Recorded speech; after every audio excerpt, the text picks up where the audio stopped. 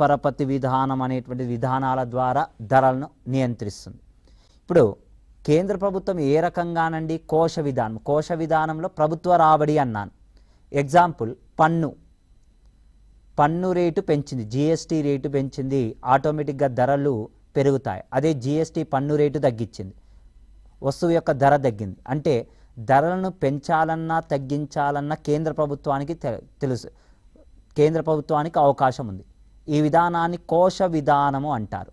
మరి ఆర్బీఐ కూడా ధరలను నియంత్రిస్తుంది. ఏ రకంగా అండి అంటే వడ్డీ రేట్లను నిర్ణయించడం ద్వారా. వడ్డీ రేట్లను నిర్ణయించడం ద్వారా ఈ వడ్డీ రేట్లు ఎలా ఉంటాయి ఏంది అనేటువంటి విషయం చూద్దాం. ఇక్కడ కేంద్ర ప్రభుత్వం యొక్క కోశ విధానం, ఆర్బీఐ యొక్క ద్రవ్య విధానం యొక్క లక్ష్యాలు ఒకటే. ఈ రెండిటి యొక్క లక్ష్యాలు ఒకటే. ఆర్బీఐ మరియు కేంద్ర ప్రభుత్వం యొక్క ఆర్బీఐ యొక్క ద్రవ్య విధానము, నెక్స్ట్ కేంద్ర ప్రభుత్వం యొక్క కోశ విధానం ఈ రెండూ కూడా ఒకే లక్ష్యాలను కలిగి ఉన్నాయి. ఒకటి ఏదండి? మొదటిది ధరలను నియంత్రించాలి. ఫస్ట్ ఆఫ్ ఆల్ ధరలు నియంత్రణ, రెండిటి ప్రాధాన్యత ఒకటే. భారతదేశ వృద్ధి రేటుని పెంచాలి. భారతదేశ వృద్ధి రేటును పెంచాలి. వృద్ధి రేటును పెంచటం, భారతదేశ వృద్ధి రేటును పెంచటం అండి. నెక్స్ట్ వన్ అండి, దీంతో పాటు సంపూర్ణ ఉద్యోగితను సాధించడం. సంపూర్ణ ఉద్యోగితను సాధించటం. ఫోర్త్ వన్ పేదరిక నిర్మూలన.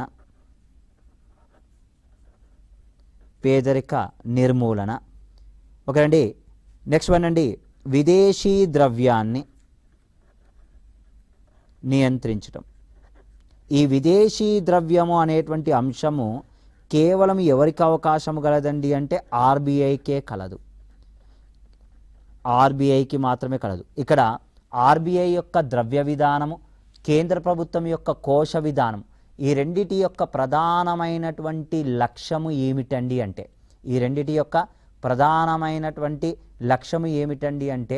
ధరలను నియంత్రించాలని, సంపూర్ణ ఉద్యోగితను సాధించాలని, భారతదేశ వృద్ధి రేటును పెంపొందించాలని, నిరుద్యోగిత రేటును తగ్గించాలని. అయితే విదేశీ మారక ద్రవ్యము మాత్రం, ఫారెన్ కరెన్సీ మాత్రము ఎవరి ఆధీనంలో ఉండి పనిచేస్తుందండి అంటే ఫారెన్ కరెన్సీ ఒకటి మాత్రము ఆర్బీఐ ఆధీనంలో ఉంటుందండి. ఇది మనకు ఇంతకుముందు ప్రీవియస్లో 2 సార్లు అడిగాడండి. కేంద్ర ప్రభుత్వం యొక్క కోశ విధానము, ఆర్బీఐ యొక్క ద్రవ్య విధానముతో ఎక్కడ విభేదిస్తుంది అని ఇచ్చాడు. 2 లక్ష్యాలు ఒకటే, ఒక్క విధానంలో తేడా వస్తుంది. అది ఏదండి అంటే విదేశీ ద్రవ్యము, విదేశీ మారక ద్రవ్యము మాత్రము ఎవరి ఆధీనంలో ఉందండి అంటే ఆర్బీఐ. ఈ ప్రశ్న మనకు 2 సార్లు అడిగాడండి. ఇంతకుముందు చెప్పడం జరిగిందండి. మరి భారతదేశంలో ధరలను ఎవరండి నియంత్రించేది అంటే కేంద్రానికి అవకాశం ఉంది, ఆర్బీఐకి ఉంది. ఆర్బీఐ ధరలను ఎలా నియంత్రిస్తుంది అంటే ఆ విధానమునే ద్రవ్య విధానము లేదా పరపతి విధానము అన్నాము. ఇందులో 2 రకాలుగా ఉంటుందని చెప్పానండి. ఒకటి పరిమాణాత్మకమైన ద్రవ్య పరపతి విధానము, గుణాత్మకమైన ద్రవ్య పరపతి విధానము. అంటే వడ్డీ రేట్లను నిర్ణయించడం ద్వారా వస్తువు యొక్క ధరను పెంచటానికి తగ్గించటానికి అవకాశము కలదు. మరి ద్రవ్య పరపతి విధానంలో ద్రవ్య పరపతి సాధనాలు ఏమున్నాయో చూద్దాం. ద్రవ్య పరపతి సాధనాలు, ఆర్బీఐ యొక్క ద్రవ్య పరపతి సాధనాలు ఏమున్నాయండి అంటే బ్యాంకు రేటు అని, bank rate, repo rate, bank rate, repo rate, reverse repo rate, reverse repo rate,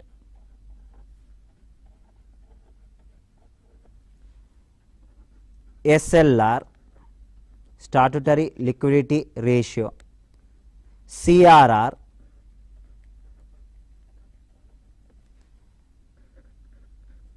MSF, next one అండి ఓపెన్ మార్కెట్ ఆపరేషన్స్. ఇవి ఓపెన్ మార్కెట్ ఆపరేషన్స్ అనేటువంటివి ఇవన్నీ కూడా ఆర్బీఐ యొక్క ద్రవ్య పరపతి విధానములో సాధనాలుగా ఉపయోగించి ధరలను నియంత్రిస్తుంది. ధరలను పెంచాలన్నా తగ్గించాలన్నా చేయగలుగుతుంది వడ్డీ రేట్లను నిర్ణయించడం ద్వారా. ఇందులో ద్రవ్య పరపతి విధానంలో సాధనాలు ఏమున్నాయండి అంటే bank rate, repo rate, reverse repo rate, SLR అంటే స్టాట్యుటరీ లిక్విడిటీ రేషియో, సిఆర్ఆర్ అంటే క్యాష్ రిజర్వ్ రేషియో అనండి, ఎంఎస్ఎఫ్ అంటే marginal standing facility. Next one అండి ఓపెన్ మార్కెట్ ఆపరేషన్స్. ఇవన్నీ కూడా ఇండియాలో ధరలను నియంత్రించడానికి ఉపయోగించే సాధనాలు అని చెప్పవచ్చు. ఇందులో ఒక్కొక్క అంశము గురించి చూద్దామండి. ఫస్ట్ వన్ అండి బ్యాంకు రేట్ అండి. మొదటిది bank rate. First one bank rate.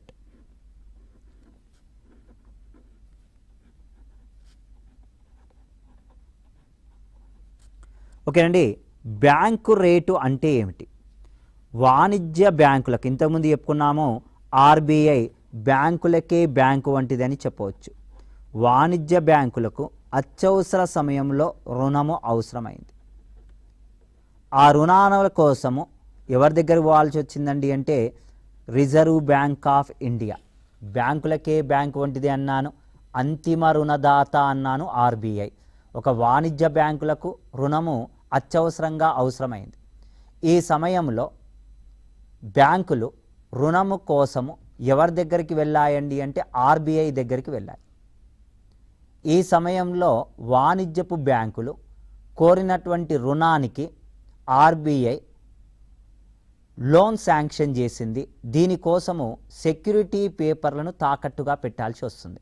ఆ వాణిజ్యపు బ్యాంకులో ఉన్నటువంటి ఆస్తులు కానీ సెక్యూరిటీ డిపాజిట్లను ఏం చేస్తుందండి అంటే ఆ సెక్యూరిటీ పేపర్లను ఆర్బీఐ వద్ద తాకట్టు పెట్టి రుణాన్ని తీసుకుంటుంది. ఈ రుణముపై ప్రతి నెల వడ్డీని వసూలు చేస్తుంది.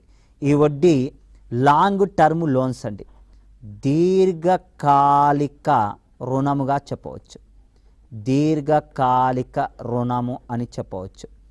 ఓకేనండి, ఇప్పుడు ప్రస్తుతానికండి బ్యాంకు రేటు వడ్డీ రేటు ఎంత ఉందండి అంటే 4.65% కలదు.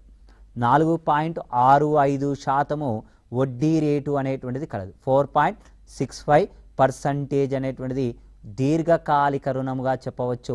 ఎంత పర్సంటేజ్ ఉందండి అంటే 4.65% అనేటువంటిది కలదండి ఇప్పుడు ప్రజెంట్. ఇది వడ్డీ రేటు భవిష్యత్తులో మారటానికి అవకాశం ఉంటుంది. ఓకే, ఇప్పుడైతే ఈరోజైతే 4.65 అనేటువంటిది కలదండి. ఇది బ్యాంకు రేట్, దీర్ఘకాలిక రుణము అని చెప్పవచ్చు. అదేవిధంగా రెపో రేటు అనేటువంటి విధానాన్ని గురించి చూద్దాం.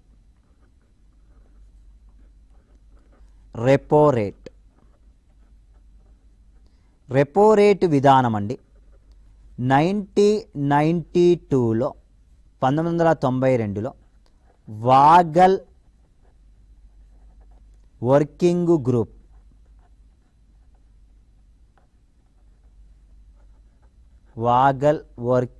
గ్రూప్ కమిటీ సిఫారసుల మేరకు రెపో రేటును ప్రవేశపెట్టడం జరిగింది 1992లో.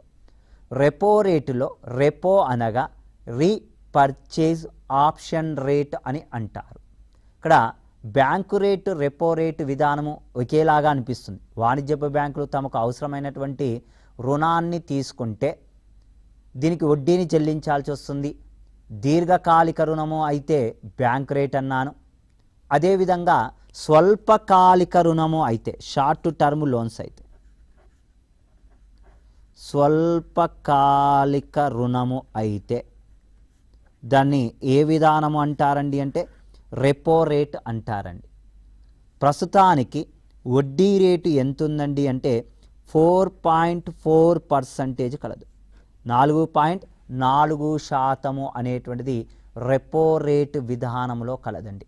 ఇప్పుడు ప్రజెంట్గా ఉన్నటువంటి వడ్డీ రేటు 4.4%.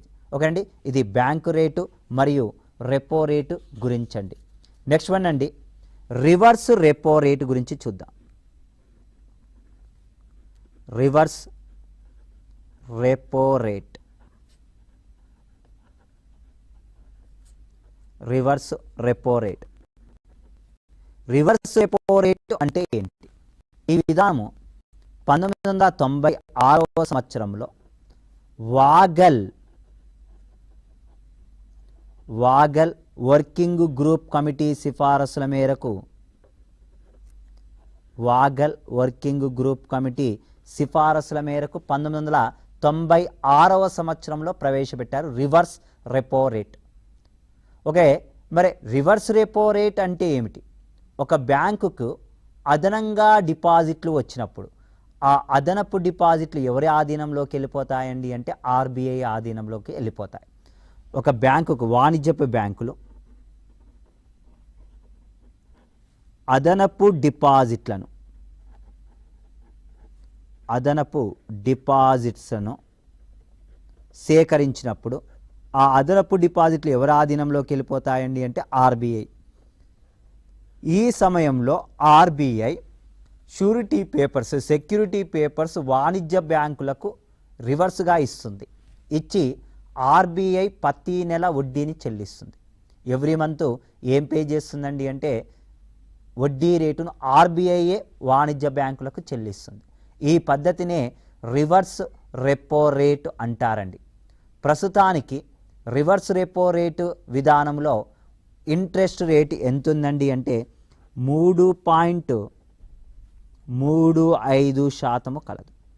3.35% వడ్డీ రేటు అనేటువంటిది కలదండి ప్రస్తుతానికి interest rate. Reverse repo rate అనేటువంటిది 3.35% అనేటువంటిది కలదండి. ఓకే, అదేవిధంగా ఎస్ఎల్ఆర్,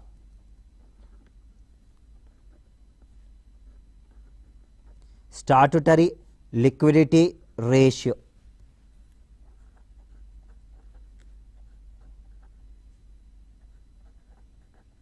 స్టాట్యుటరీ లిక్విడిటీ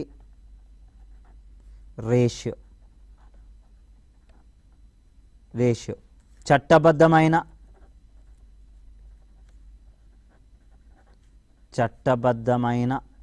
ద్రవ్యత్వ నిల్వల నిష్పత్తి పద్ధతి అంటారు తెలుగులో ఎస్ఎల్ఆర్. మరి స్టాట్యుటరీ లిక్విడిటీ రేషియోలోనండి చట్టబద్ధమైన ద్రవ్యత్వ నిల్వల నిష్పత్తి అంటే ఏంటి? ఒక బ్యాంకు తాను సేకరించిన మొత్తము డిపాజిట్లలో ఆ బ్యాంకులోనే కొంత నిల్వ ఉంచుకోవాలి. మొత్తము తీసుకుపోయి రుణాన్ని ఇవ్వద్దు. ఒక బ్యాంకు డిపాజిట్లను సేకరించింది, వాణిజ్యపు బ్యాంకు తీసుకుపోయి 100కు 100% రుణము ఇస్తా అంటే కుదరదండి. కొంత శాతము మినిమం బ్యాలెన్స్ ఆ బ్యాంకులోనే కొంత నిల్వ చేయాలి. ఒక బ్యాంకు తాను సేకరించిన. ఓకే, ఫోన్ కాల్ అండి. Hello hello hello hello good afternoon sir. Good afternoon. I'm from Bhadradri Kothagudem district sir. Okay, పేరేం పేరు బాబు? చెన్నకేశవరావు. ఓకే కేశవరావు, చెప్పు సార్. నాకు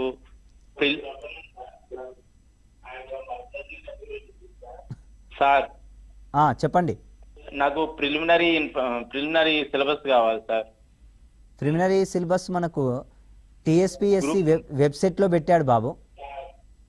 గ్రూప్ 1 కి సంబంధించి అంటే మీరు చెప్తారు కదా సార్, మొత్తము అక్కడ పెట్టిన వాటికి వీటికి చాలా డిఫరెన్స్ ఉంటుంటది కదా సార్. గ్రూప్ మీరు చెప్తే నేను అంటే చాలా క్లారిటీగా అర్థం అవుతుంది అందుకని. ఓకే ఓకే, గ్రూప్ 1లో దాదాపుగా 15 పెట్టాడు బాబు సార్. 15 సబ్జెక్ట్స్ వరకు పెట్టాడు మొత్తము గ్రూప్ 1 సార్. దీనిలో మనకు తెలంగాణ కల్చర్స్ పెట్టాడు. ప్రిలిమినరీకి మెయిన్స్ కాకుండా ప్రిలిమినరీ. అవును, ప్రిలిమినరీకే తెలంగాణ కల్చర్ పెట్టాడు. Telangana culture. Okay sir. Next Telangana policies, ప్రభుత్వపు విధి విధానాలు, తెలంగాణ పాలసీస్ పెట్టాడు. ఇండియన్ ఎకానమీ పెట్టాడు. ఇండియన్ ఎకానమీ పెట్టాడు, ఇండియన్ హిస్టరీ పెట్టాడు, భారతీయ చరిత్ర పెట్టాడు, ఓకే, కరెంట్ అఫైర్స్ పెట్టాడు, స్టాండర్డ్ జీకే పెట్టాడు, science and technology, chemistry, physics, బయాలజీకి సంబంధించినటువంటి స్టాండర్డ్గా ఉండేటువంటి సైన్స్ అండ్ టెక్నాలజీ అనేటువంటిది చదవాల్సి వస్తుంది. విపత్తు నిర్వహణ అనేటువంటిది చదవాల్సి వస్తుంది. నెక్స్ట్ జాగ్రఫీ పార్ట్, భూగోళ శాస్త్రం అనేటువంటిది చదవాల్సి వస్తుంది. నెక్స్ట్ రీజనింగ్ అనేటువంటి సబ్జెక్ట్ కూడా చదవాల్సి వస్తుందండి. ఇవి కామన్గా ఉండేటువంటి సిలబస్ ప్యాటర్న్ అండి. ఓకే, సబ్జెక్ట్లోకి వెళ్దామండి. స్టాట్యుటరీ లిక్విడిటీ రేషియో, చట్టబద్ధమైన ద్రవ్యత్వ నిల్వల నిష్పత్తి. ఒక బ్యాంకు తాను సేకరించిన మొత్తము డిపాజిట్లలో నిర్ణీత శాతము డిపాజిట్లు ఎవరి దగ్గర ఉంచాల్సి వస్తుందండి అంటే ఆ బ్యాంకులోనే నిల్వ ఉంచాలి. ఒక బ్యాంకు ఉదాహరణకు 100 కోట్లు సేకరించిందనుకోండి, కొంత శాతము ఆ బ్యాంకులోనే నిల్వ ఉంచుకోవాలి. ఆ పద్ధతిని ఏమంటారండి అంటే ఎస్ఎల్ఆర్ అంటారు. ప్రస్తుతానికి ఎస్ఎల్ఆర్ పర్సంటేజ్ ఎంత ఉందండి అంటే 18%. ఉదాహరణకు ఒక బ్యాంకు 100 కోట్లు సేకరించిందనుకోండి, 18 కోట్ల రూపాయలు ఆ బ్యాంకులోనే నిల్వ ఉంచుకోవాలి. ఈ పద్ధతిని ఏమంటారండి అంటే ఎస్ఎల్ఆర్ అంటారండి. నెక్స్ట్ వన్ అండి, సిఆర్ఆర్, క్యాష్ రిజర్వ్ రేషియో.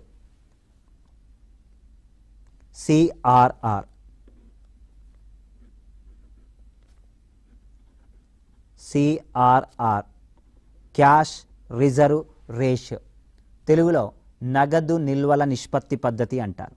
నగదు నిల్వల నిష్పత్తి పద్ధతి. నగదు నిల్వల నిష్పత్తి పద్ధతి అంటే ఏమిటండి అంటే ఒక బ్యాంకు తాను సేకరించిన మొత్తము డిపాజిట్లలో, ఒక బ్యాంకు తాను డిపాజిట్లను సేకరిస్తుంది. ఆ డిపాజిట్లలో నిర్ణీత శాతము, కొంత శాతము ఆర్బీఐ వద్ద నిల్వ చేసుకోవాలి. ఒక వాణిజ్య బ్యాంకు డిపాజిట్లను సేకరించింది. ఆ డిపాజిట్స్లో నిర్ణీత శాతము డిపాజిట్లు ఆర్బీఐ వద్ద నిల్వ ఉంచాలి. ఒక బ్యాంకు అదనంగా డిపాజిట్లు వస్తే ఆర్బీఐ దగ్గర పోతే దాన్ని రివర్స్ రెపో రేట్ అంటారు.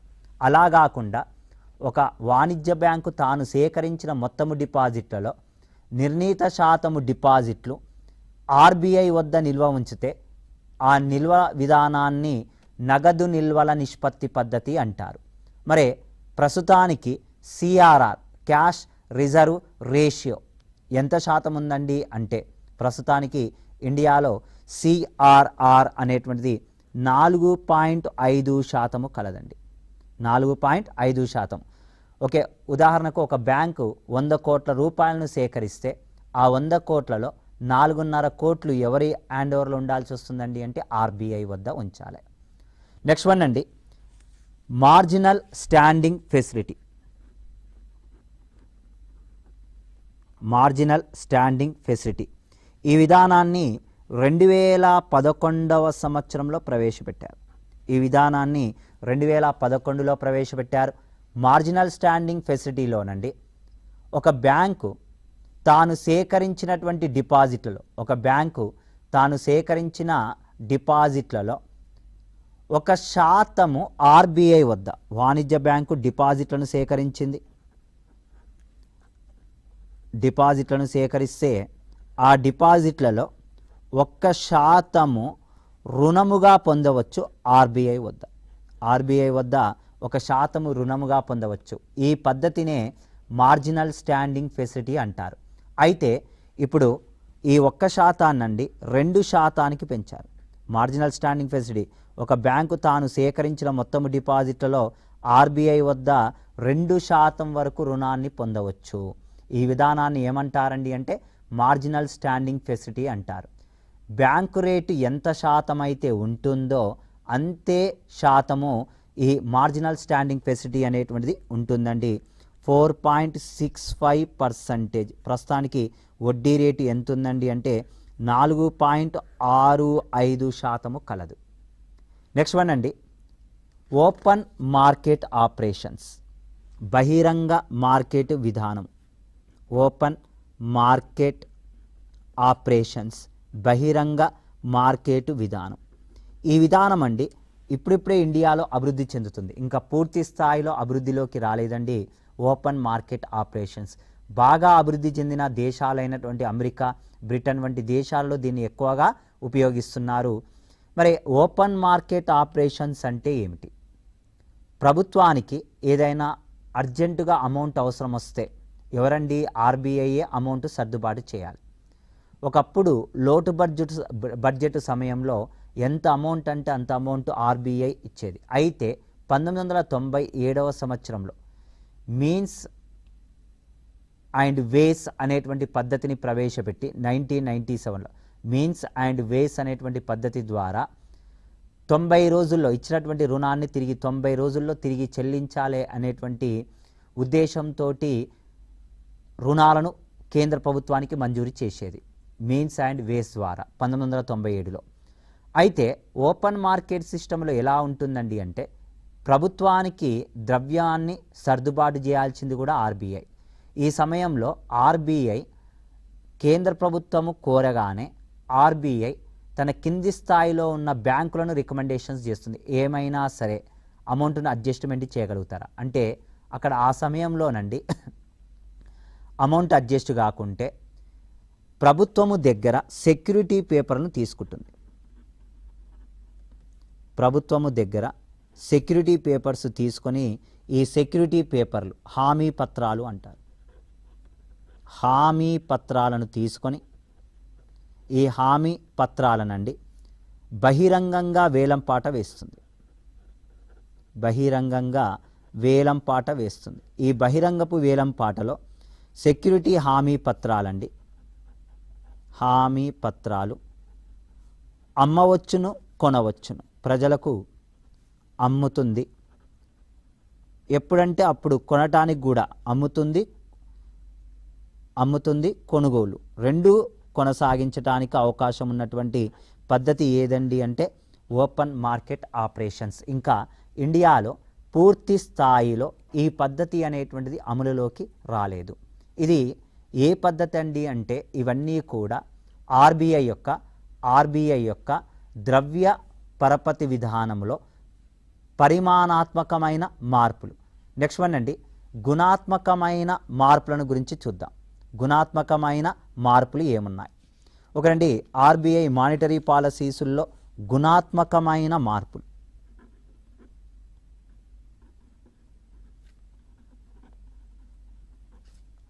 గుణాత్మకమైన విధానం. ఓకే, ఫోన్ కాల్ అండి. హలో సార్, ఏం పేరు బాబు? హలో హలో చెప్పు. Sir, good afternoon sir. నా పేరు వెంకట్ సార్. వెంకట్ చెప్పు. Venkat Hyderabad sir. Okay sir, market లో మన బుక్ ఏమైనా రిలీజ్ అవుతుందా సార్? ఎవరిది బాబు? మీరు చెప్పే ఎకానమీ రిలీజ్ ఉందా సార్ ఏమన్నా? ఒకటి నాదైతే పన్నాల పబ్లికేషన్ మీద ఉంటుంది బాబు. మార్కెట్ లో బుక్ ఏమైనా రిలీజ్ చేస్తున్నారా సార్ మీరు? పన్నాల పబ్లికేషన్ పేరు మీద ఉంటాయి బుక్స్. మీదే సార్ మీరు చెప్పే బుక్? అవును, నేను చెప్పేది. డైరెక్ట్ ఇప్పుడు చెబుతున్నారు కదా సార్, క్లాస్ వింటాను సార్. అవును సార్. ఓకే, పన్నాల పబ్లికేషన్ అని దిల్సుఖ్నగర్ ఏరియాలో దొరుకుతాయి చూడు బాబు. ఓకే, మళ్ళీ సబ్జెక్ట్లోకి వెళ్ళిపోదామండి. గుణాత్మకమైన. Okay, phone. హలో సార్, నమస్కారం సార్. నమస్తే అమ్మా. సార్, నా పేరు సరస్వతి సార్. ఏం పేరమ్మా? సరస్వతి సార్. చెప్పమ్మా. సార్, భారత ఆర్థిక వ్యవస్థ అనేది అకాడమీ బుక్ ఉంది కదా సార్? అవునమ్మా. అయితే ప్రిలిమ్స్ కి ఇది భారత ఆర్థిక వ్యవస్థ అనేది కంప్లీట్ గా చదవాలా, లేదంటే ఇప్పుడు భారత ఆర్థిక సర్వే 2021-22 అమ్మ, భారత ఆర్థిక సర్వే ఏందండి అంటే మనకు ఎంతవరకు ఇప్పుడు వ్యవసాయ రంగం ఉంది.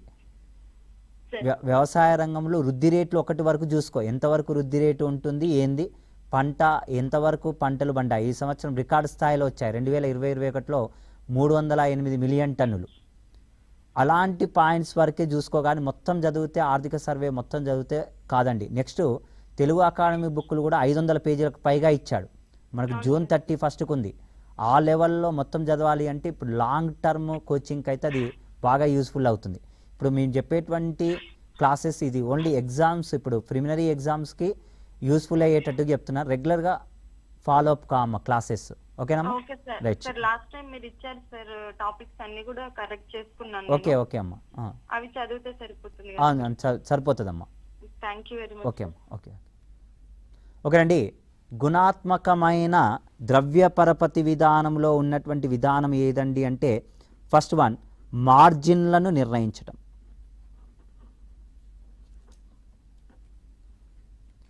మార్జిన్లను నిర్ణయించడం. మార్జిన్లను నిర్ణయించడము అంటే ఏమిటి? ఏదైనా వినియోగపుదారుడు ఆర్బీఐ దగ్గర రుణాలను తీసుకోవాలి అంటే, రుణాన్ని తీసుకోవాలి అంటే తాకట్టు పెడతాడు, వస్తువులను తనఖా పెడతాడు. తనఖా పెట్టినటువంటి వస్తువునకు బ్యాంకు ఇచ్చే రుణానికి మధ్య కొంత వ్యత్యాసం ఉంటుంది. ఉదాహరణకు గోల్డ్ లోన్ తీసుకున్నారు. ఒక 10 తులాల బంగారానికి 10 గ్రాముల బంగారానికి 40,000 వరకే రుణం ఇచ్చాడు. బహిరంగ మార్కెట్లో 50 రూపాయల రుణం ఉంది. అంటే తాకట్టు పెట్టినటువంటి వస్తువు విలువకు బ్యాంకు రుణానికి మధ్య వ్యత్యాసం ఉంటుంది. ఆ వ్యత్యాసమే మార్జిన్లను నిర్ణయించటం అంటారు. నెక్స్ట్ పరపతి రేషనింగ్, పరపతిని నియంత్రించుట. పరపతి నియంత్రణ అంటే ఏ వస్తువుకు ఎంతవరకు రుణాన్ని ఇవ్వాలి, ఏ రంగంలో ఉన్న వారికి ఎంతవరకు రుణాన్ని ఇవ్వాలి అని చెప్పి నిర్ణయించడం. ఉదాహరణకు ఒక రంగంలో ఏదైనా రంగంలో ఒక వ్యక్తికి 1,00,000 రూపాయల శాలరీ వస్తుంది, పోయి ఒకటేసారి 1 crore అప్పు ఇవ్వమంటే ఇవ్వదు. అతడు ఎంతవరకు రుణాన్ని చెల్లించగలుగుతాడు ఈఎంఐ వైజ్గా అంటే అతడి పరపతిని నిర్ణయిస్తుంది. ఏ రంగంలో ఉన్న వారికి ఎంతవరకు రుణాన్ని ఇవ్వాలో నిర్ణయించేదే పరపతి రేషనింగ్ అంటారు. అదేవిధంగా వినియోగదారుని పరపతి నియంత్రణ. వినియోగపుదారుడి పరపతి నియంత్రణ అంటే వినియోగపుదారుడు ఏదైనా విలాసవంతమైన వస్తువులను తీసుకున్నప్పుడు డౌన్ పేమెంట్ ఎంత కట్టాలి, ఈఎంఐ వాయిదా పద్ధతిలో ఎంత చెల్లించాలి, డౌన్లోడ్ పేమెంట్ని ఎక్కువ మొత్తంలో తీసుకునేటానికి ప్రయత్నం చేస్తుంది. ఈ విధానాన్నే వినియోగపుదారుని పరపతి నియంత్రణ అంటారు. నెక్స్ట్ వన్ అండి, నైతిక ఉద్బోధన లేదా బోధన. ఏదైనా బ్యాంకులకు ఎల్లవేళలా గైడ్ లైన్స్ ఎవరివ్వటానికి అవకాశం ఉందండి అంటే ఆర్బీఐ గైడ్ లైన్స్ అనేటువంటిది ఇవ్వటం జరుగుతుంది. ఆర్బీఐ ఎల్లప్పుడూ విధి విధానాలు ఏ రకంగా ఉండాలి వినియోగదారులతోటి రూల్స్ అండ్ రెగ్యులేషన్స్ ప్రోటోకాల్ ఇస్తుంది. నెక్స్ట్ లాస్ట్గా డైరెక్ట్ యాక్షన్స్ కూడా ఇస్తుంది. డైరెక్ట్ యాక్షన్స్ను ప్రత్యక్ష చర్యలు అంటారు. ప్రత్యక్ష చర్య ఏదైనా బ్యాంకులు కానీ బ్యాంకు యొక్క ఉద్యోగస్తులు ఏదైనా తప్పిదాలు చేస్తే ఆర్బీఐ ఆ బ్యాంకు యొక్క లైసెన్స్ను రద్దు చేయడానికి కూడా అవకాశం కలదు. ఈ విధానాన్నే ప్రత్యక్ష చర్య అని చెప్పవచ్చు. ఓకే స్టూడెంట్స్, ఈ క్లాస్లో మనము ఆర్బీఐ గురించి, ఆర్బీఐ యొక్క ద్రవ్య పరపతి విధానం గురించి ఈ క్లాస్లో మనము డిస్కషన్స్ చేయటం జరిగిందండి. ఓకే, ఈ క్లాస్ ఇక్కడితో ముగిస్తున్నానండి. మిగతాది నెక్స్ట్ క్లాస్లో చూద్దామండి.